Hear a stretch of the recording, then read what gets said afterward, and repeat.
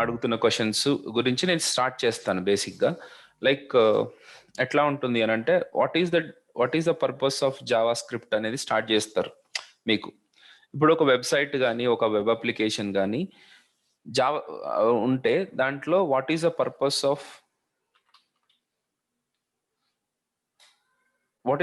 Of Java script? ఎవరైనా ఊరికే ఒక్కళ్ళు మాట్లాడగలరా? ఎవరైనా చెప్తారా జావా స్క్రిప్ట్ ఎందుకు అవసరము ఒక వెబ్ అప్లికేషన్ లో?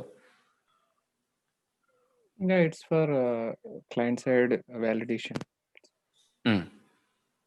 ఓకే, ఇంకా మేబీ మోర్ ఫ్లెక్సిబుల్. అదిగోండి, అస్సలు ఇలాంటి ఆన్సర్ మాత్రం ఎప్పుడు చెప్పకండి గణేష్. నేను కరెక్ట్ చేస్తాను. నేను కరెక్ట్ చేస్తూనే ఉంటాను మిమ్మల్ని, నన్ను అఫెండ్ గా తీసుకోకండి. Okay, please don't mind. నన్ను ఎంత నేను మిమ్మల్ని కరెక్ట్ చేయనిస్తే మీకు అంత మంచిది. ఓకే, మోర్ ఫ్లెక్సిబుల్ ఇవన్నీ వైవా ఆన్సర్లు, అస్సలు ఒప్పుకోరు. ఓకే, ఉన్న ఇంట్రెస్ట్ పోతుంది ఇంటర్వ్యూ చేసే వాళ్ళకి. టు ద పాయింట్, ఎందుకు అని అడిగారు. అప్లికేషన్లో ఎందుకు అని అంటే ఏ పర్పస్ కోసం యూస్ చేస్తారని, దాన్నే ఎందుకు యూస్ చేస్తారని కాదు, ఏ పర్పస్ ఏంటి అనేది వాళ్ళ అక్కడ ఉన్న క్వశ్చన్ అయి ఉంటుంది. ఓకే, పర్పస్ ఏంటి, what is the purpose of JavaScript అని అంటే, ఇప్పుడు ఒక ఆయన బిహేవియర్ అన్నారు, టు వ్యాలిడేషన్స్ అన్నారు, బిహేవియర్ అన్నారు. What is that? అవి more sensible, more towards the work అన్నమాట. ఓకే, సో ఇప్పుడు నేను ఒక్కొక్కటి చెప్పుకుంటూ పోతాను.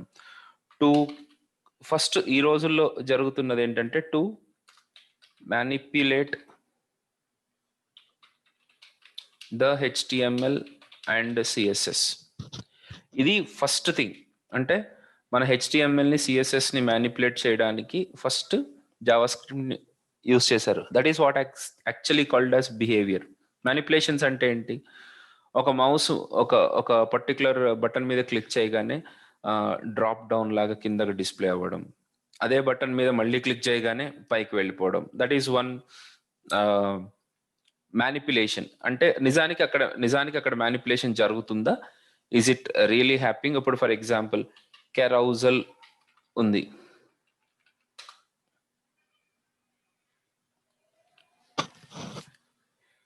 ఇప్పుడు ఇక్కడ మ్యానిపులేషన్ జరిగిందా? HTML మ్యానిపులేషన్ ఏమైనా జరిగిందా? ఇక్కడ జరిగింది. ఏం మ్యానిపులేషన్ జరిగింది? ఒక ఇమేజ్ పోయి ఇంకొక ఇమేజ్ వచ్చింది.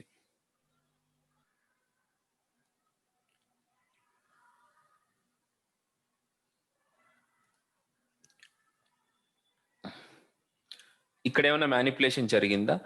ఒక HTML content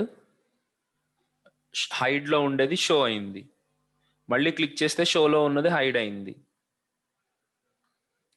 is it behaving? Is it actually manipulation జరిగినట్టేనా? ఎస్, HTMLని CSSని మ్యానిపులేట్ చేయడానికి. రెండోది, to generate HTML and apply the CSS. So ఉన్నదానికి అప్లై చేయడమా, లేకపోతే HTMLని జనరేట్ చేయడమా? అంటే పేజ్ అంటే HTML ఎలిమెంట్స్ని జనరేట్ చేయడం, that is the most important thing. This is what actually called as DOM handling, document object మోడల్ని హ్యాండిల్ చేయడం. ఇది ఒక థర్డ్ పాయింట్. అంటే డాక్యుమెంట్ ఆబ్జెక్ట్ మోడల్ అంటే మీ HTML పేజ్ మొత్తం ఒక ఆబ్జెక్ట్ మోడల్లో ఉంటుంది, దాన్ని హ్యాండిల్ చేయడం. అంటే మ్యానిపులేట్ చేయడం కావచ్చు, జనరేట్ చేయడం కావచ్చు, డిలీట్ చేయడం కావచ్చు, ఎడిట్ చేయడం కావచ్చు, ఎనీథింగ్. ఈ పనులన్నీ ఫండమెంటల్గా జావా స్క్రిప్ట్ చేస్తుంది. దీని తర్వాత హ్యాండ్లింగ్ ఫార్మ్స్. సో నేను ఇలా రాస్తాను, ఫార్మ్ హ్యాండ్లింగ్. సో ఇప్పుడు మీరు అన్న పాయింట్, ఫార్మ్ హ్యాండ్లింగ్ అంటే validations. Form handling is one part of JavaScript, ఒక ముక్క ఫార్మ్ హ్యాండ్లింగ్ అనేది. వ్యాలిడేషన్స్ తర్వాత ఇంకా ఎర్రర్ హ్యాండ్లింగ్. అంటే ఎర్రర్ అనేది జనరేట్ అయినప్పుడు ఆ ఎర్రర్ని డిస్ప్లే చేయడం, రెడ్ కలర్లో డిస్ప్లే చేయడం. రైట్? ఇవన్నీ కూడా కమ్స్ అండర్ ఫామ్ హ్యాండ్లింగ్. ఇప్పుడు మీకు ఒక ఫామ్ ఉంది, ఆ ఫామ్ లో తప్పు డేటా ఎంటర్ చేశారు. ఎంటర్ చేసినప్పుడు మనకి కింద the above field is required, the above field value must be less than 300 అని ఏదన్నా ఒక ఎర్రర్ ని డిస్ప్లే చేసే విధానం, డిస్ప్లే చేసే పర్పస్ కూడా మనకు అక్కడ కనపడాలి. So that is comes under form handling. Form ని హ్యాండిల్ చేయడం అనేది అతి పెద్ద పని. లిటరల్ గా నేను అప్లికేషన్ మొత్తాన్ని కంప్లీట్ చేసేసా. ఒక అప్లికేషన్ చేస్తున్నా నేను ప్రస్తుతానికి. అఫ్ కోర్స్ ఒక చిన్న స్కూల్ పిల్లోడికి ఒక అప్లికేషన్ చేసి ఇవ్వాలి నేను. ఏముంది, ఒక 10 నిమిషాలు 10 అవర్స్ లో చేసి ఇచ్చేస్తా, 30,000 వస్తాయి, 20,000 వస్తాయి కదా అని నేను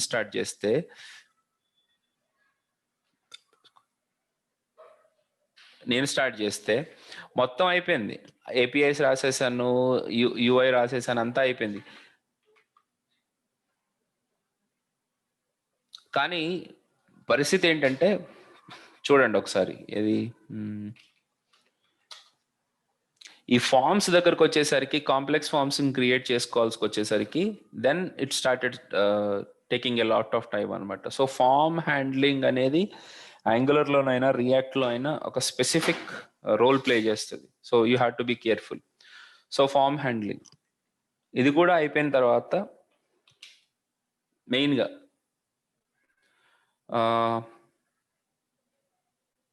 what is that called as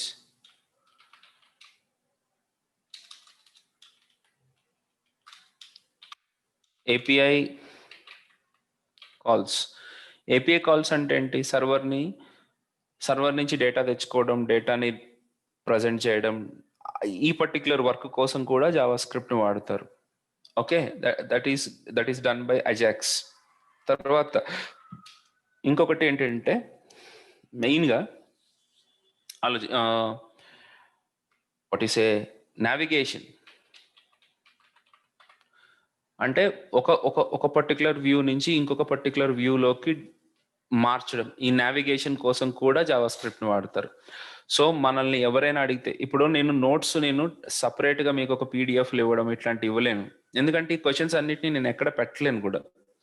so మీరు డైరెక్ట్గా ఈ స్క్రీన్ షాట్లు తీసుకుని నోట్స్ రాసుకోవాలి, కూర్చొని స్పెండ్ చేయాలి మీరు టైంని.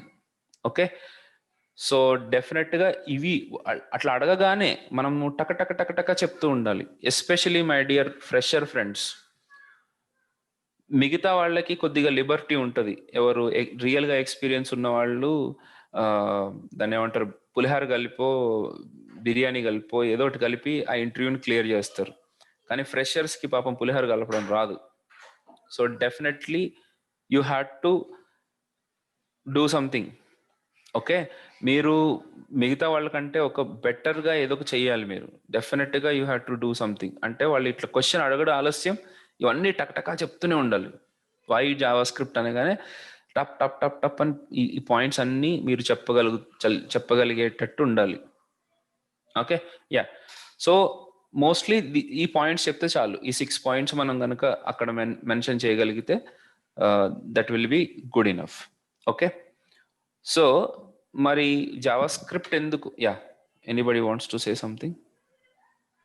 నో సార్, అది కనెక్షన్ లాస్ అయింది అందుకే. ఓకే అండి, okay.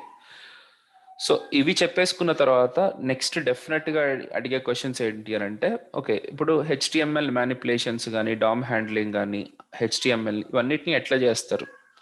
Yes, this is called as DOM. ఇప్పుడు ఇంకొక పాయింట్ కూడా ఉంది దీంట్లోనే, ఇంకొక పాయింట్ కూడా నేను చెప్పాలి. 4th పాయింట్ కాకుండా I just make it as 3rd లో ఏ అనుకోండి, event handling.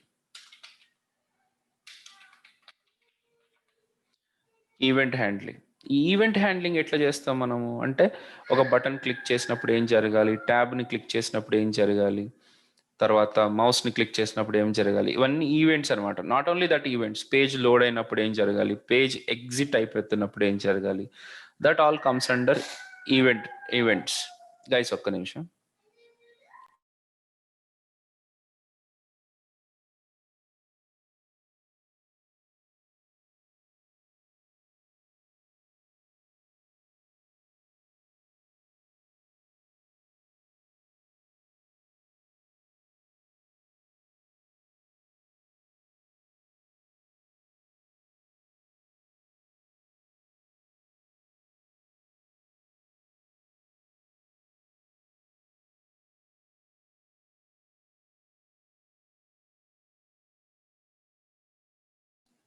Yeah, sorry.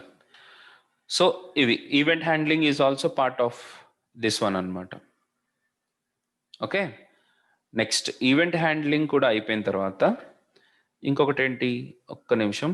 Event handling, error manipulation, yeah, okay. ఇప్పుడు కొత్తగా ఇంకా కొన్ని ఇష్యూస్ వచ్చినాయి. లైక్ ఇప్పుడు ఫర్ ఎగ్జాంపుల్ వెబ్ వర్కర్స్ అనుకోండి. ఇవి చెప్పకండి, ఇది చెప్పారు అని అంటే మీరు కొద్దిగా ఇబ్బందులు కొని తెచ్చుకున్నట్టు అవుతుంది. ఎందుకంటే దీని మీద మనకి గ్రిప్ అంత ఎక్కువ రాదు. మనము కోర్స్ మొత్తంలో మాక్సిమం వీటి గురించే మనం డిస్కస్ చేస్తూ ఉంటాం. ఇవన్నీ లేటెస్ట్ ఫీచర్స్, ఇవి ఇంకా వాడట్లేదు, కానీ వాళ్ళకి ఇవి ఫ్యాన్సీగా కనపడతాయి. వెబ్ వర్కర్స్ అని, తర్వాత వెబ్ సాకెట్స్ అని,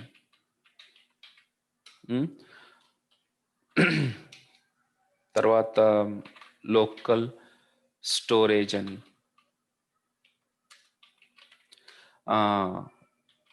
cookies, session handling and cookies handling, ఇవన్నిటిని మేనేజ్ చేయడానికే మనకి జావా స్క్రిప్ట్ కావాలి. ఇవన్నీ ఎలా చేస్తాం, ఇవి చేయడం మనం తెలుసుకున్నాము అని అంటే yes, that's the whole concept. ఇప్పుడు జావా స్క్రిప్ట్ తోటి ఇవన్నీ ఎలా చేస్తామో మనము స్టార్టింగ్ నుంచి చూసి, దీని తర్వాత మనం ఇంకొక పని ఏం చేయాల్సి వస్తుంది అని అంటే, ఫ్రేమ్వర్క్ అంటే ఇప్పుడు లైబ్రరీస్ కానీ ఫ్రేమ్వర్క్స్ని కానీ యూస్ చేసుకుని ఇవే పనులు చేయడానికి ఎంత ఫ్లెక్సిబుల్గా, ఎంత తొందరగా చేస్తారు అనేది రెండో పాయింట్ అవుతుంది మనకి. సో ఇవి బేసిక్గా మనం చేయాల్సిన ఇయ్యనండి, ఇంతకుమించి ఏం లేదు అక్కడ. మరి జావా స్క్రిప్ట్ తోటే చేసుకోవచ్చు కదా, రియాక్ట్ తోటి ఎందుకు చేయాలి, రియాక్ట్ మనకి ఎందుకు అవసరం, రియాక్ట్ని వాడాల్సిన అవసరం ఏంటి అనేది ఒక పెద్ద క్వశ్చన్ అన్నమాట. సో ఆ క్వశ్చన్కి ఆన్సర్ ఏంటి అని అంటే, React gives us a better way of doing all these things. ఇప్పుడు it is not only helping us to perform all these things.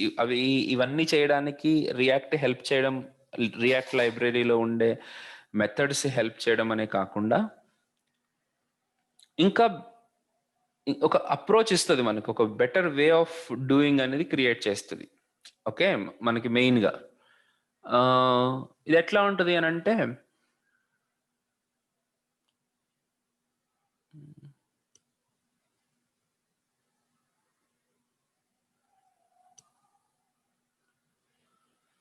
ఇప్పుడు మనం బిర్యానీ వండాలి అని అంటే బిర్యానీ మసాలానే తయారు చేయాల్సిన రూల్ ఏం లేదు కదా. మనమే తయారు చేసుకుని, మనం లవంగాల్ని పండించి, చెక్కలు వండి, ఇవన్నీ మనం చెయ్యం కదా. ఉన్న వాటిని యూస్ చేసుకుంటూ చేస్తాం. Library is also the same kind of thing. ఇప్పుడు మనం ఏదైనా డేటాని యాక్సెస్ చేయాలన్నా, డేటాని వాలిడేషన్స్ చేయాలన్నా, లేకపోతే ఎర్రర్స్ని హ్యాండిల్ చేయాలన్నా, మనము కోర్ నుంచి కోడ్ రాసుకుంటూ పోతే it takes a lot of time. దాని బదులు మనం లైబ్రరీని యూస్ చేసుకుంటే ఆ పనిని తొందరగా చేయొచ్చు. That is the first purpose of it.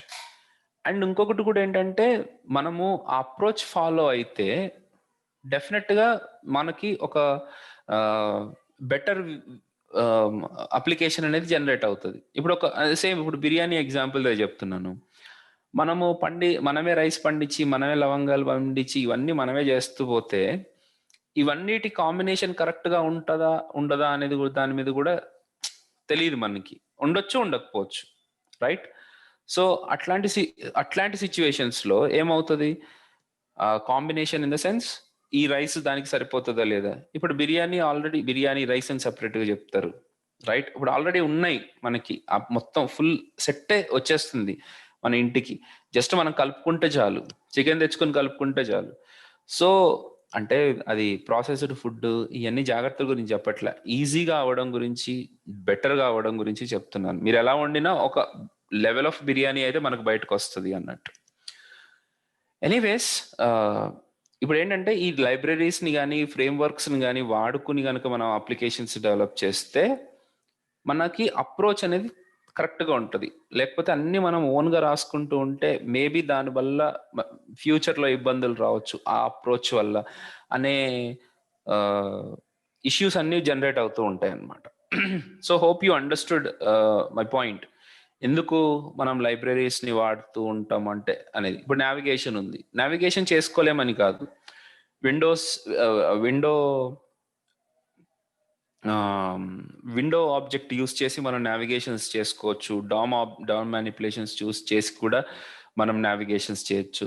కానీ దాని బదులు రియాక్ట్తో పాటు ఇంకొక లైబ్రరీ ఉంటుంది, రియాక్ట్ రౌటర్ లైబ్రరీ అని. యాంగులర్లో అయితే ఇన్బిల్ట్గా ఉంటుంది. ఈ లైబ్రరీస్ని వాడుకుంటే ఏమవుతుంది అని అంటే ఆ నావిగేషన్ అనేది ఈజీ అవుతుంది. లేకపోతే you have to do so much of nonsense over there.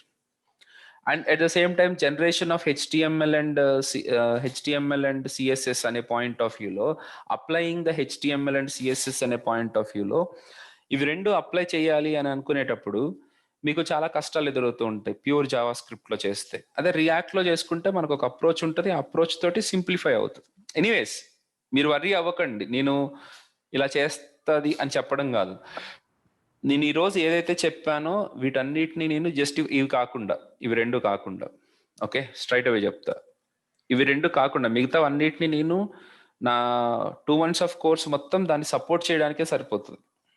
దీన్ని జావా స్క్రిప్ట్లో ఎట్లా చేస్తారు, రియాక్ట్లో ఎట్లా చేస్తారు, ఇదే కంటిన్యూస్గా జరుగుతూ ఉంటుంది అనమాట. Okay, so yeah, this is for Java script. You should never go beyond, feel bad. Okay, so ఇవన్నీ చేయాలి అని అంటే ముందు జావా స్క్రిప్ట్ దగ్గర ఉన్నటువంటి బేసిక్ ఫండమెంటల్ టూల్స్ అంటే ఏంటి, నేను ఎలా చెప్పాలి టూల్స్ అని అంటే, బేసిక్గా దాంట్లో ఉండే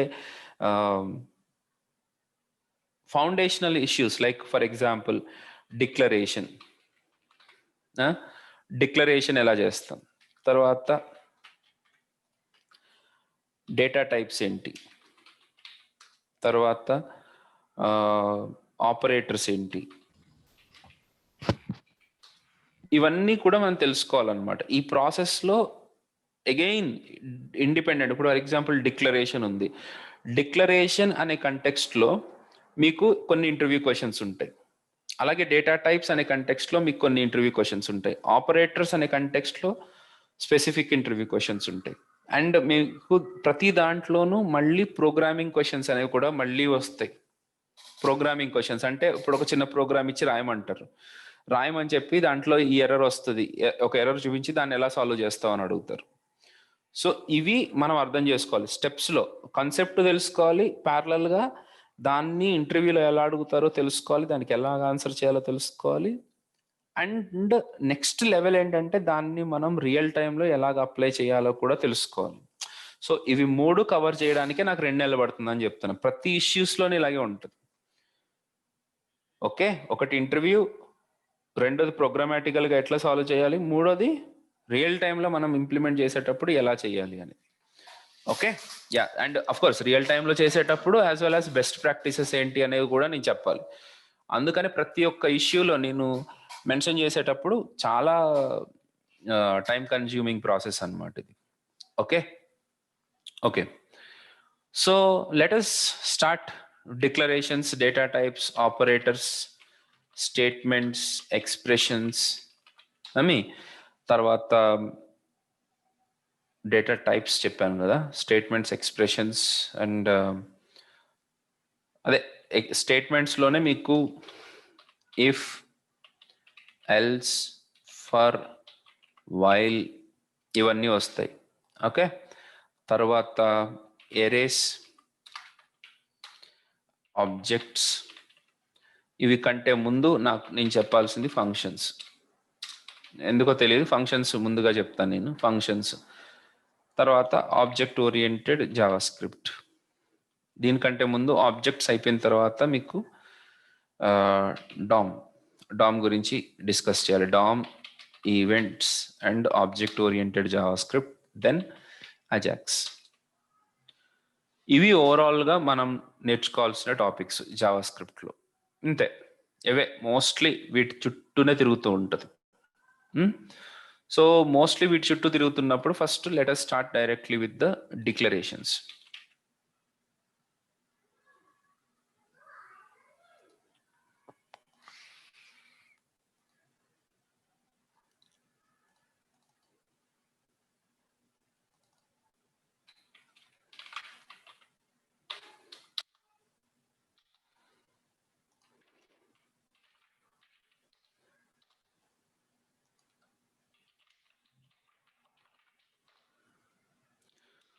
సో HTML.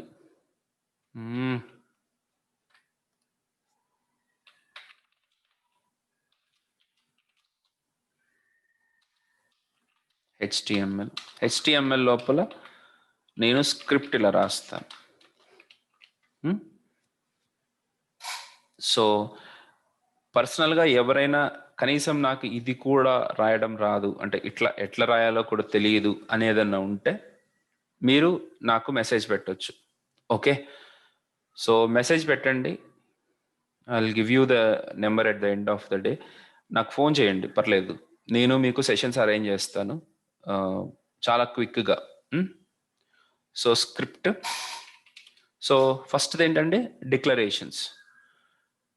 డిక్లరేషన్స్ అంటే ఇలా రాస్తాం అనమాట. Var x is equal to 100 అని అండి. This is a declaration. నేనేం చెప్తున్నాను, x is a variable with the value 100. So అలా డిఫైన్ చేయడానికే మనం వేర్ అనే కీవర్డ్ యూస్ చేస్తాం. Var space x is equal to 100. ఇక్కడ స్పేస్ అవసరం లేదు, కాకపోతే ఏంటంటే కనపడడానికి బాగుంటుందని అలా పెట్టాను అంతే. Var x is equal to 100. This is declaration. So ఇప్పుడు మీరు వంట ఏదైనా వండేటప్పుడు, నేను ఎందుకు వంట గురించే మాట్లాడుతున్నానంటే నాకు తెలియదు, ఈరోజు నా సైక్ అట్లుంది కాబట్టి నేను అలాగే మాట్లాడుతున్నాను. సో వంట ఏదైనా వండేటప్పుడు మనకి ఫస్ట్ దానికి కంటైనర్లు కావాలి. ఇప్పుడు అన్నం వండాలన్నా అన్నం కంటైనర్ ఎట్లా కావాలో, ఇప్పుడు మీరు 2 నెంబర్లు ఎడిషన్ చేయాలి అని అంటే ముందు ఆ 2 నెంబర్లని తీసుకుపోయి కంటైనర్లో పెట్టుకోవాలి. Var x is equal to 100, var y is equal to 200 అలాగా. సో అందుకని ముందు మనం డిక్లేర్ చేస్తాం, ఎక్స్ అనే వేరియబుల్ని డిక్లేర్ చేస్తాం. ఇలా చేయడం వల్ల ఏమవుతుంది అని అంటే మెమొరీ అనేది క్రియేట్ అవుతుంది. మనకి ర్యామ్లో ఒక 4 bytes ఆఫ్ మెమరీ అనేది క్రియేట్ అవుతుంది. అండ్ ఆ మెమరీ ఎక్కడ ఉందనేది ఎక్స్కి లింక్ చేస్తారనమాట. సో ఎప్పుడు ఎక్స్ అని అన్నా ఆ మెమరీని పాయింట్అవుట్ చేస్తుంది. సపోజ్ ఇప్పుడు నేను ఎక్స్ అని మాత్రమే ఇలా అని చెప్పి వదిలేసాను అనుకోండి, మెమరీ క్రియేట్ అయిపోతుంది, అది అలా అన్డిఫైన్డ్ అని ఉంటుంది, లోపల ఏమీ ఉండదు అనమాట, ఎంటీగా ఉంటుంది. ఇప్పుడు మీరు దీన్ని అవుట్పుట్ చూడండి, ఎక్స్ console.log ఆఫ్ ఎక్స్ అని అంటే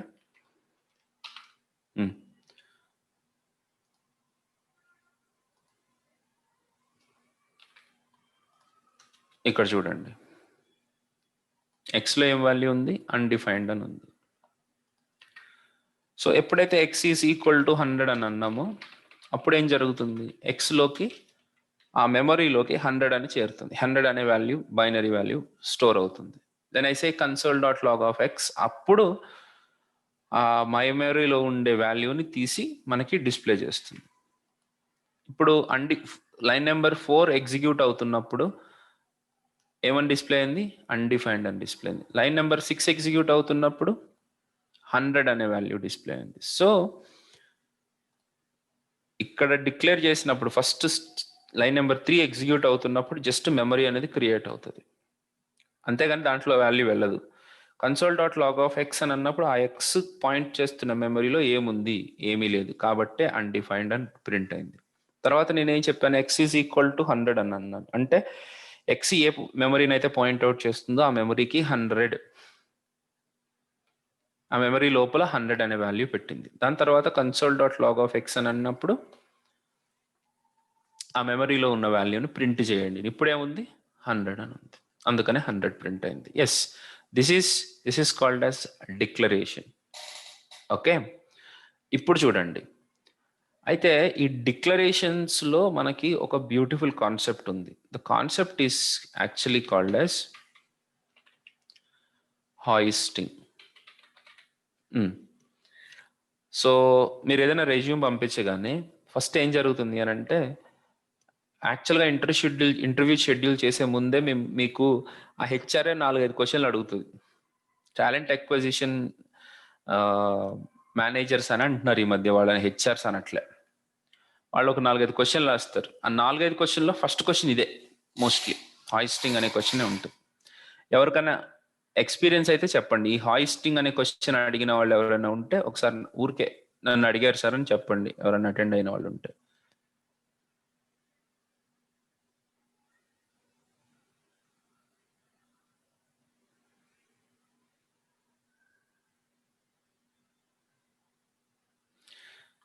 ఎవరు అటెండ్ అవ్వలేదా ఇంటర్వ్యూ?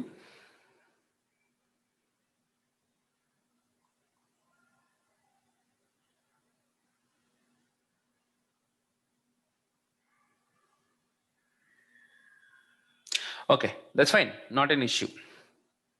సో నా వాయిస్ అయితే వినపడుతుంది కదా? Yeah. Okay, thank you Srinivas. Okay, so ఈ క్వశ్చన్ హాయిస్టింగ్ అనే క్వశ్చన్ ఖచ్చితంగా అడిగే క్వశ్చన్ అనమాట. ఏంటి హాయిస్టింగ్ అంటే దాన్ని మనం ఎలా అర్థం చేసుకోవచ్చు అనేదే ఇక్కడ పాయింట్. సో ఒక చిన్న చిన్న పాయింట్స్ అన్నీ చూద్దాం. అసలు హాయిస్టింగ్ అంటే ఏంటి అనే డెఫినేషన్ చూద్దాం. సో మనకి ఏదైనా డెఫినేషన్ కావాలంటే వాట్ ఈజ్ హాయిస్టింగ్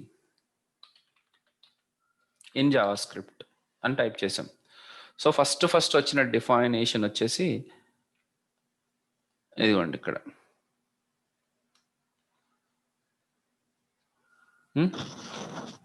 ఇక్కడ చూడండి, hoisting is JavaScript's default behaviour of moving declarations to the top.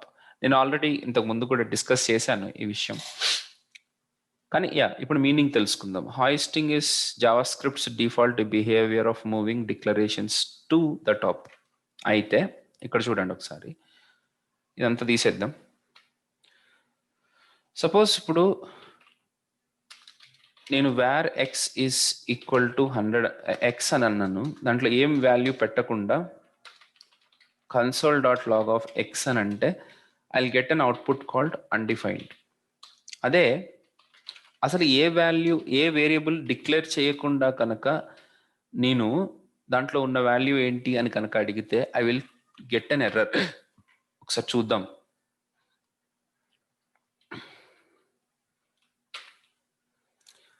Reference error y. ఇప్పుడు దీని తర్వాత నేను console.log of హలో ప్రవీణ్ అని అన్నాను అనుకుంటా. ఆ లైన్స్ కూడా ఎగ్జిక్యూట్ అవ్వట్లే. దయచేసి చూడండి ఇక్కడ. అంటే ఒక్కసారి ఎర్రర్ వచ్చింది అని అంటే దాని కింద ఉన్న లైన్లు కూడా ఎగ్జిక్యూట్ అవ్వవు. సో ఇది very very important point. So ఇక్కడ console.log of y అని అంటే ఎర్రర్ అని వచ్చింది. అంటే ఏంటి దాని మీనింగ్? మీరు ఏదైనా వేరియబుల్ని డిక్లేర్ చేస్తే కనీసం అది ఉంది అని అన్న గుర్తిస్తుంది. And then it says undefined. అసలు డిక్లేర్ చేయకుండా డైరెక్ట్గా దాన్ని కనుక ప్రింట్ చేయాలని ట్రై చేస్తే దాంట్లో ఉన్న వాల్యూని, అప్పుడు ఏం జరుగుతుంది? ఎర్రర్ త్రో చేస్తుంది. That is the bigger problem. Okay, ఇది ఒక విషయం తెలుసుకున్న తర్వాత అదే డిక్లేర్ చేశాను కానీ దానికంటే ముందు కనుక యాక్సెస్ చేయాలని ట్రై చేస్తే ఏం జరుగుతుంది? డిక్లేర్ చేసింది ఎన్ని గంటలకి, ఎన్ని లైన్? ఒక్క నిమిషం. డిక్లేర్ చేసింది 4th లైన్లో, కానీ నేను 3rd లైన్లో కనుక యాక్సెస్ చేయాలని చూస్తే ఏం జరుగుతుంది? ఎర్రర్ వస్తుందా లేకపోతే అన్డిఫైన్డ్ అంటుందా అనేదే మనం తెలుసుకోవాలి. ఇప్పుడు చెప్పండి ఏంటండి? Someone is asking something.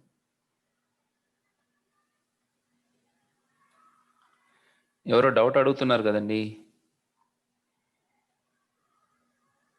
మీరు మ్యూట్లో ఉన్నారేమో చెక్ చేసుకోండి ఒకసారి.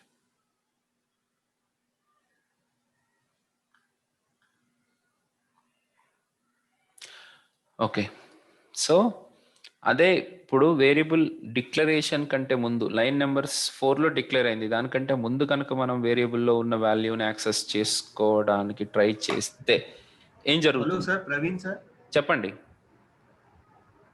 హలో, చెప్పండి శ్రీనివాస్.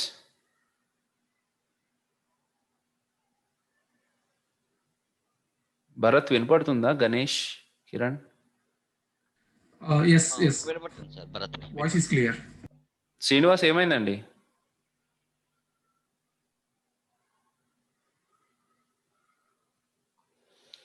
ఆయనకి ఏదో ఇష్యూ వచ్చినట్టుంది. Okay, thank you Kiran. So let me complete this. దీనికంటే ముందు కనుక డిక్లేర్ చేసి నేను కనుక యాక్సెస్ చేసుకోవాలని ట్రై చేస్తే నాకు అవుట్పుట్ ఏమొచ్చింది? అన్డిఫైన్డ్ అనే వస్తుంది. అదేంటి? డిక్లేర్ చేసిందేమో లైన్ నెంబర్ 4లో, దీనికంటే పైన యాక్సెస్ చేసుకోవడానికి ట్రై చేస్తే అది ఎర్రర్ ఇవ్వాలి కదా. సో అదే అదే అదే పాయింట్ని వీళ్ళు ఇలా అర్థం చేసుకుని రాసేశారు. ఏమని? Hoisting is Java script default behaviour of moving declarations to the top. అంటే మీకు మొత్తం జావా స్క్రిప్ట్లో ఎక్కడ డిక్లరేషన్స్ ఉన్నా వాటన్నిటిని టాప్లోకి తీసుకెళ్ళి పెడుతుంది అని అంటుంది. ఓకే, నేను ఫస్ట్ ఎండి అని చదివే నాకు ఓపిక లేక నేను ఇలాంటి వెబ్సైట్ ఏదో చదివాను. ఏంటది? ఫర్ ఎగ్జాంపుల్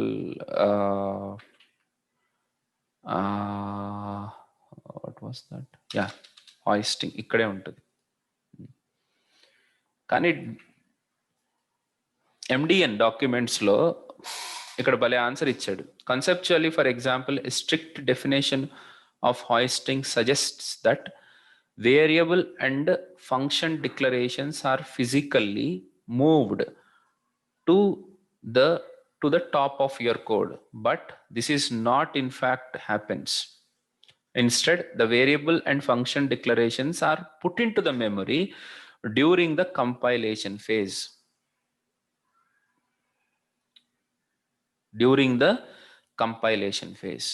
ఓకే, నేను కొద్దిగా లిబర్టీ తీసుకుంటున్నాను ఈ ఒక్క పాయింట్లో. సంహవ్ ఎందుకో చెప్పాలనిపిస్తుంది నాకు ఇట్లాంటి పాయింట్. కొంతమంది చాలా చురుగ్గా ఉంటారు మన కంపెనీలో, మన ఆఫీస్లో, లేకపోతే మన క్లాస్ రూమ్లో కానీ, మన కాలేజ్లో కానీ. వాళ్ళు చాలా క్విక్గా నేర్చేసుకుని చాలా ఫాస్ట్గా వెళ్ళిపోతూ ఉంటారు. దయచేసి ప్రతి ఒక్కళ్ళు అలాంటి వాళ్ళని చూసి కంపేర్ అవ్వకండి. వాళ్ళు కొన్ని మెమరీ మ్యాప్స్ని చాలా తొందరగా క్రియేట్ చేసుకోగలుగుతారు కాబట్టి కొన్ని గుర్తుపెట్టుకోగలుగుతారు.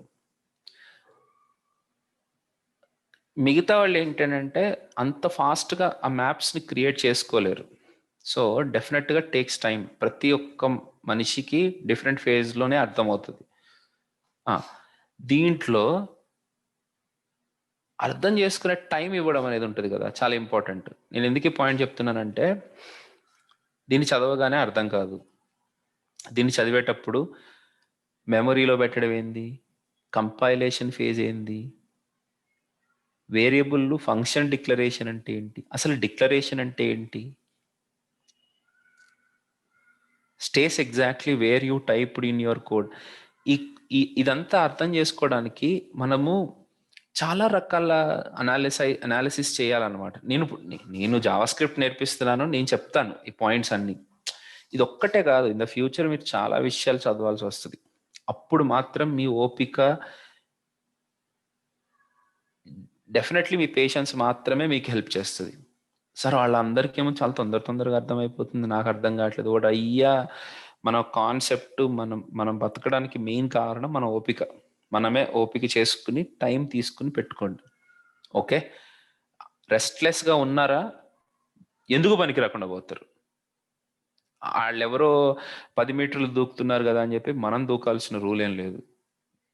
Yeah, it's not possible. అదే కరోనా వచ్చిన తర్వాత ఆ విషయం అందరికి అర్థమైపోయింది. ఒకే ఇంట్లో 10 మంది ఉంటే 9 మందికి వస్తుంది, ఒకటికి రావట్లేదు. ఆడికి రావట్లేదు ఏంటని కూర్చొని ఎడుతామా, వచ్చింది కదా అని చెప్పి మందులు వేసుకోవాలి అంతే. So concept is very simple. మీరు కొద్దిగా టైం స్పెండ్ చేయాలి. అది ఇప్పుడు నేనేం చెప్పాను, ఫంక్షన్ ఫస్ట్ డిక్లరేషన్ అంటే ఏంటనేది మీకు ఈ డెఫినేషన్కి ముందే చూపించేశాను. తర్వాత మెమరీ అనేది ఒకటి ఉంటుంది, మెమరీలో ఇన్ని బైట్స్ ఆక్యుపై అవుతుంది డిక్లరేషన్ చేసిన తర్వాత అనేది కూడా మీకు చెప్పాను.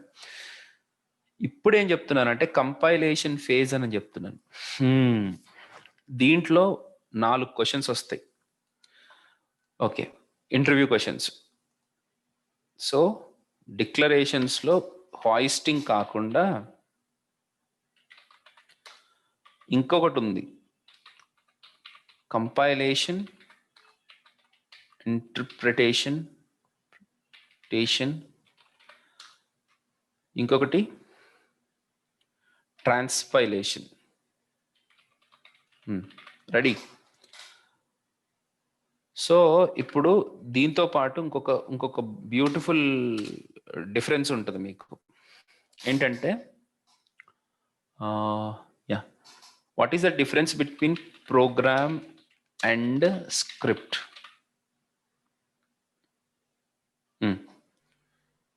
Programme and script. ప్రోగ్రామ్కి స్క్రిప్ట్కి డిఫరెన్స్ ఏంటి? ఇది question. So let us understand life అంటే ప్రోగ్రామింగ్ లాంగ్వేజెస్ ఏమేమి ఉన్నాయంటే సి, C++, జావా, C#, ఇవి ప్రోగ్రామింగ్ లాంగ్వేజెస్. స్క్రిప్టింగ్ లాంగ్వేజెస్ ఏమున్నాయంటే JavaScript, Python, PHP. Ruby కూడా స్క్రిప్టింగ్ లాంగ్వేజ్ అనే అనుకుంటున్నాను నేను, నాకు గుర్తులేదు, నేను ఎప్పుడు వర్క్ చేయలేదు రూబీ. చూసారా? అబ్బో ప్రోగ్రామింగ్ లాంగ్వేజ్ అంటున్నాడు. It's a programming language. Okay, sorry. So I should not put it over here. Python,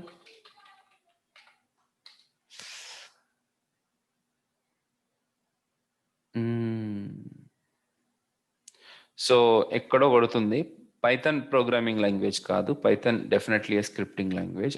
then Ruby is also not necessarily scripting language, programming language. I'll tell you. పేరు అట్లా రాస్తున్నాడు, అది కాదు దాని ఉద్దేశం, అది కాదు.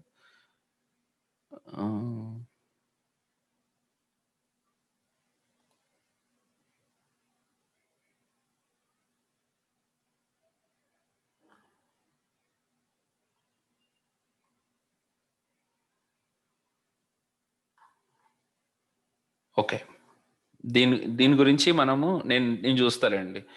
మీ ముందు అలా చేయకూడదు, కానీ మీకు కూడా ఒక ఐడియా వస్తుంది కదా ఇలాంటి మనం డిస్కస్ చేయాలని. చూడండి ఇప్పుడు ఒకసారి ఈ స్క్రిప్టింగ్ లాంగ్వేజెస్కి ప్రోగ్రామింగ్ లాంగ్వేజెస్కి డిఫరెన్స్ ఏంటంటే, మనం ఏదైనా ప్రోగ్రామ్ రాసిన తర్వాత that program will be compiled. ఆ కంపైలేషన్ జరిగేటప్పుడు ఏమవుతుంది అని అంటే, మీ ప్రోగ్రామ్ కాస్త లైక్ ఇప్పుడు ఎగ్జిక్యూటబుల్ కోడ్గా మారాలి అల్టిమేట్లీ. అలా మారడానికి ఇంకొక కోడ్ని జనరేట్ చేస్తుంది అనమాట మీ ప్రోగ్రామ్ నుంచి. మీ ప్రోగ్రామ్ మారి ఒక ఎగ్జిక్యూటబుల్ కోడ్గా మారుతుంది. ఆ మారే ప్రొసీజర్నే కంపైలేషన్ అని అంటాం. సో ఆ కంపైలేషన్లో ప్రోగ్రామింగ్ లాంగ్వేజెస్ ఒక ఆబ్జెక్ట్ కోడ్ని తయారు చేస్తాయి. ఇప్పుడు సి లాంగ్వేజ్ ఉంది, C language both interpreted and compiled. ఇప్పుడు సి లాంగ్వేజ్ని కంపైల్ చేసిన తర్వాత మనకి యాక్చువల్గా ఒక ఆబ్జెక్ట్ ఫైల్ అనేది క్రియేట్ అవుతుంది, ఓబీజే ఫైల్ క్రియేట్ అవుతుంది. C++ కూడా అంతే, జావాకి కూడా అంతే. మీకు తెలియాలి అంటే జావా బేసిక్ ప్రోగ్రామ్ రాసిన తర్వాత first javac and program name dot java అని ఎంటర్ చేస్తాం కదా, అప్పుడు మనకి కంపైలర్ జావా సి అంటే కంపైలేషన్ జరుగుతుంది. అక్కడ మనకి ఒక ఫైల్ క్రియేట్ అవుతుంది. What is that called as file? Class file or byte code అని అంటాం.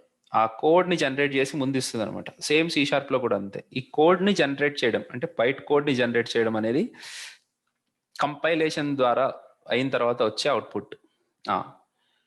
స్క్రిప్టింగ్ లాంగ్వేజెస్ మరి కంపైలేషన్ చేయవా? అవి అవుట్పుట్ని స్టోర్ చేయవా అంటే పాయింట్ ఏంటంటే అది కూడా కంపైల్ చేస్తాయి. Scripting language will also compile the code. కాకపోతే ప్రాబ్లం అంటే ఏం చేస్తుంది అని అంటే, కంపైల్ చేసిన తర్వాత ఆబ్జెక్ట్ కోడ్ని క్రియేట్ చేయవు, ప్రోగ్రామింగ్ లాంగ్వేజెస్ క్రియేట్ చేస్తాయి. అదే డిఫరెన్స్ ప్రోగ్రామింగ్ లాంగ్వేజెస్కి స్క్రిప్టింగ్ లాంగ్వేజెస్కి. What is the difference? Compilation తర్వాత ఆబ్జెక్ట్ కోడ్ని జనరేట్ చేయడం. ఓకే, ప్రోగ్రామింగ్ లాంగ్వేజెస్లో ఆబ్జెక్ట్ కోడ్ని మనము మళ్ళీ ఫ్రెష్గా రన్ చేయాలి.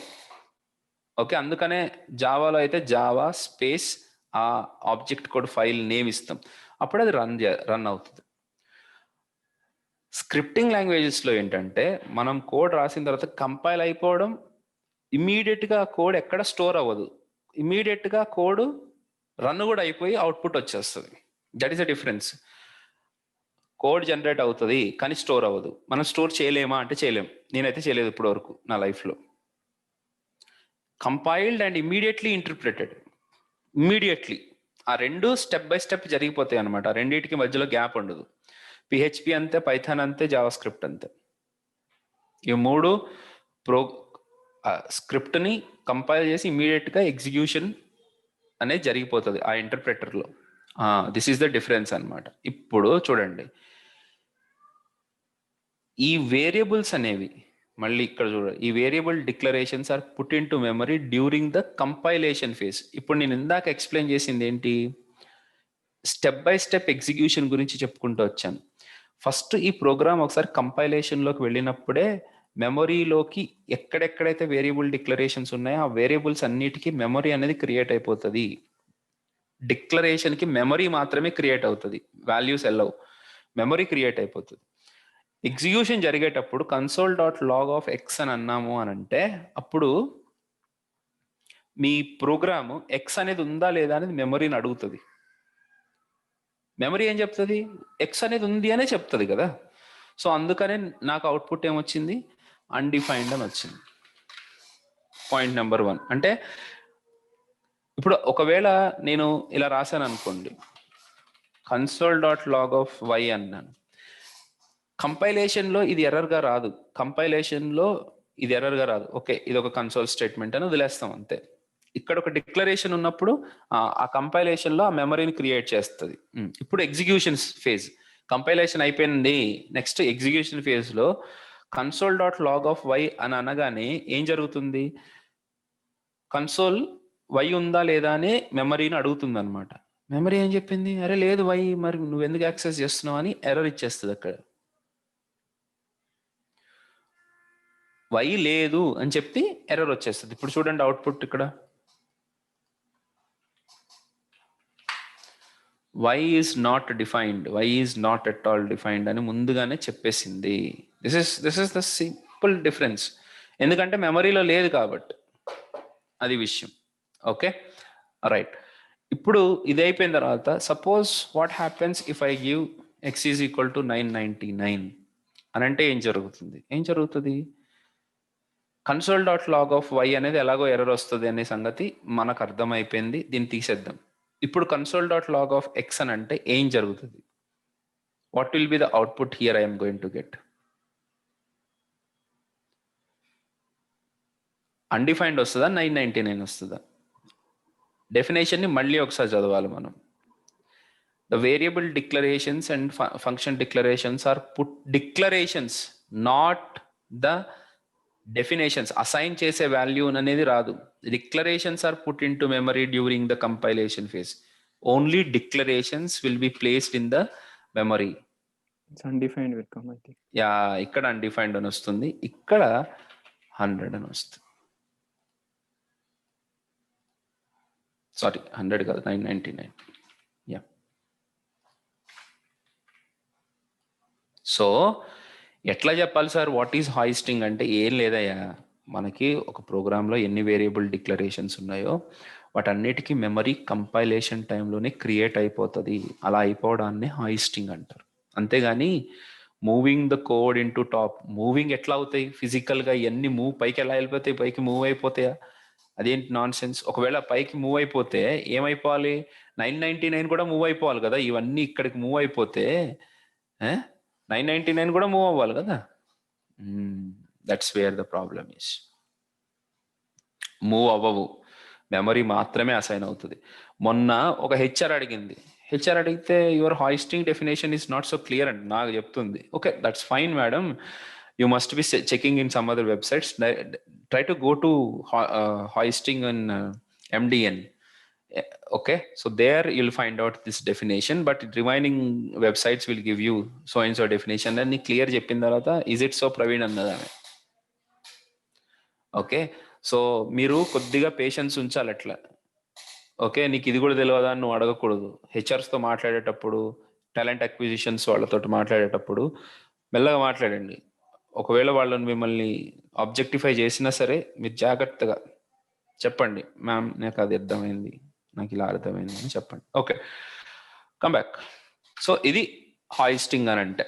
Now let us go back to the another point, that is equal to, sir, is it possible to give directly a value like this? Is it possible? Yes, it is. అంటే console.log(z) అని అంటే అవుతుందా? Yes అవుతుంది. But ఇది డిక్లరేషన్స్లోకి రాదు, ఇవి డిక్లరేషన్స్లోకి రావు. You will get that also. కానీ దీన్ని కనుక దానికంటే ముందు యాక్సెస్ చేయడానికి ట్రై చేస్తే మాత్రం లాక్ కొడుతుంది అది. ఎందుకు? లైన్ నెంబర్ 7 టైంకి జెడ్ అనేది ఉన్నట్టు కూడా తెలియదు కాబట్టి. ఎందుకంటే ఇది కంపైలేషన్ ఫేజ్ లో ఐడెంటిఫై అవ్వదు, ఓన్లీ డిక్లరేషన్స్ మాత్రమే ఐడెంటిఫై అవుతాయి. ఇలా రాస్తే Yeah, Praveen. 1 సెకండ్, యా ఇలా రాస్తే జెడ్ ఈస్ ఎన్ ఎర్రర్ అంట. Yeah go head. Yeah, Praveen, ఇట్లా Z is equal some initialise చేశారు కదా, సో అంటే ఇది మెమరీలో తీసుకోదు కదా? తీసుకోదు, కంపైలేషన్ టైంలో తీసుకోదు కదా, టైంలో తీసుకోదు. యా యా అదే డౌట్. ఎందుకంటే var x var z is equal something means it takes in memory. Okay okay, thank you. Yeah right. కానీ ఇలాగ కనుక మీరు డిక్లేర్ చేస్తే this is illegal in latest JavaScript. దాన్ని యూజ్ స్ట్రిక్ట్ మోడ్లో కనుక మీరు కనుక ఎగ్జిక్యూట్ చేస్తే, 1 సెకండ్, దీన్ని తీసేస్తాను, తర్వాత దీన్ని కూడా తీసేస్తాను. ఇది ఓకే. అదే యూజ్ స్ట్రిక్ట్ లో కనుక చూస్తే జెడ్ ఈజ్ నాట్ డిఫైన్డ్ అని అంటారు. స్ట్రిక్ట్ మోడ్ అంటాం దీన్ని. స్ట్రిక్ట్ మోడ్ లో పెట్టినప్పుడు ఇలాంటివన్నీ తింగరేషాలు వేయడానికి ఒప్పుకోదు స్ట్రిక్ట్ మోడ్. నువ్వు డిక్లేర్ చేయాల్సిందే. అదే నువ్వు డిక్లేర్ చేస్తే ఎస్, నాకే ఇబ్బంది లేదు. డిక్లేర్ చేయలేదా, పోలీస్ కోటింగే. Understood? So this is called as strict mode. ఇది కూడా మోస్ట్ ఇంపార్టెంట్ క్వశ్చన్. ప్రతిరోజు నేను చెప్పిన ప్రతిరోజు రాసుకుంటా ఉండండి. క్వశ్చన్స్ ఏమంటారు? What is hoisting, what is strict mode, what is compilation phase, what is the difference between programming language and scripting language. మీరు చెయ్యాలండి, మీరు కూర్చొని చెయ్యాలి, మీరు రాయాలి. నేనే చెప్తున్నాను ఆ మాట, రాయాలి, రాస్తేనే వస్తుంది. ఇవి తప్ప వేరే ఇష్యూసే ఉండవు. నేను నా 50-60 క్లాసుల్లో ప్రతిరోజు నేను 10-15 ఇష్యూస్ గురించి మాట్లాడతాను. 10 into 50, 500 క్వశ్చన్స్, బంచ్ క్వశ్చన్స్ వస్తాయి మీకు, గుర్తుపెట్టుకోండి. అంతకు మించి ఏమి ఉండదు ఇంకా ఇంటర్వ్యూ.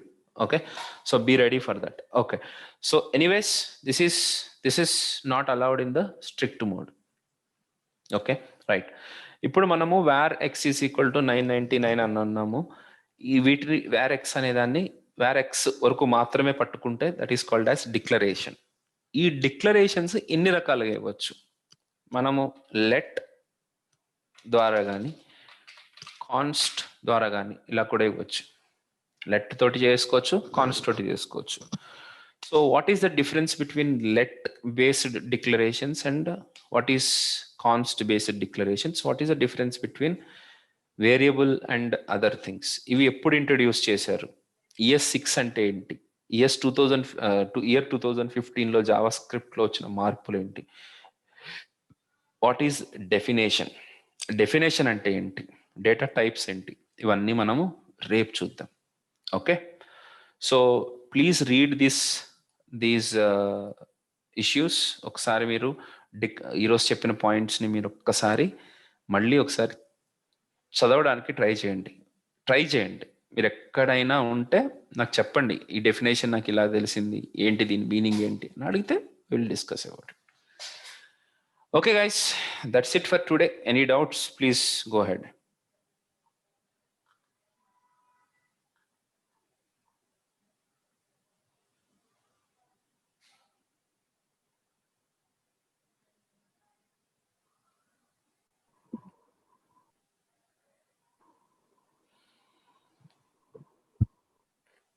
శ్రవంత్ చెప్పండి. ఇప్పుడు Z ఈక్వల్ టు 888 అని రాస్తే అది ఇనిషియలైజేషన్ అంతే కదండి. సో డిక్లరేషన్ కాదు, ఇనిషియలైజేషన్.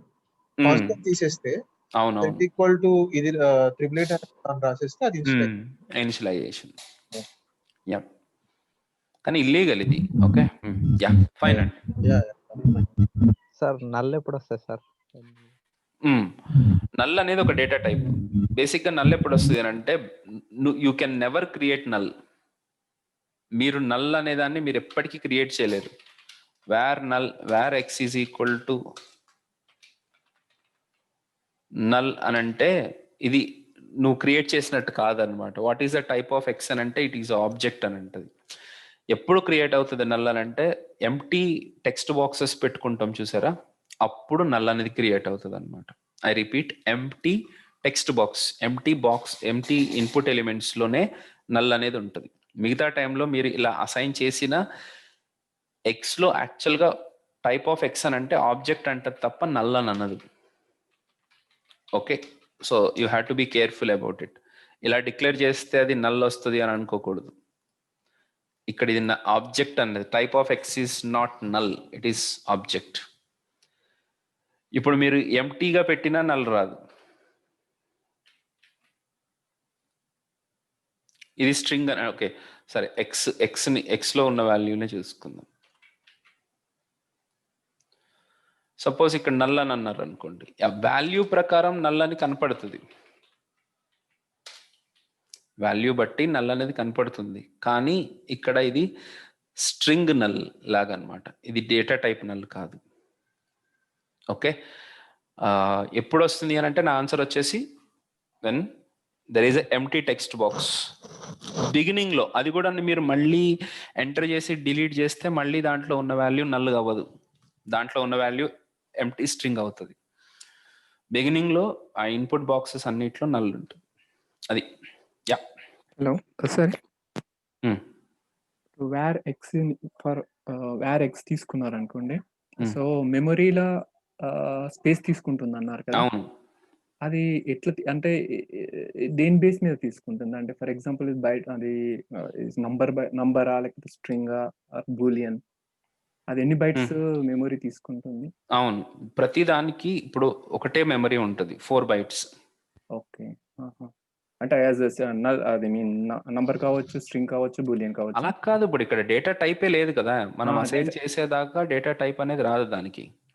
మెమరీ అనేది ఎందుకంటే అక్కడ డిక్లరేషన్ చేసేటప్పుడు మనం డేటా టైప్ ని మెన్షన్ చేయట్లే.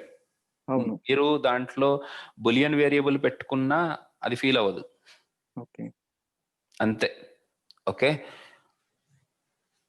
అంటే ఇప్పుడు x = 100 తీసుకున్నారు అనుకోండి, అది 4 bytes మెమరీ ఆక్యుపై చేస్తుంది అంటారా? అసలు వేర్ ఎక్స్ వరకే కదా. ఇప్పుడు వేర్ x = 100 అని అన్నాము, 100 అనేది ఎక్స్ లోకి ఎప్పుడు వస్తుంది? ఎగ్జిక్యూషన్ ఫేజ్ లోకి వస్తుంది. కంపైలేషన్ జరిగేటప్పుడే కదా మెమరీ అనేది అసైన్ అయ్యేది. ఓకే, ఇప్పుడు మనము ఒక స్థలం కోసం అప్లై చేసుకున్నాము అని అంటే యూ గెట్ 400 yards, 400 గజాలు మీకు వచ్చేసింది అనుకుందాం చెప్తున్నా.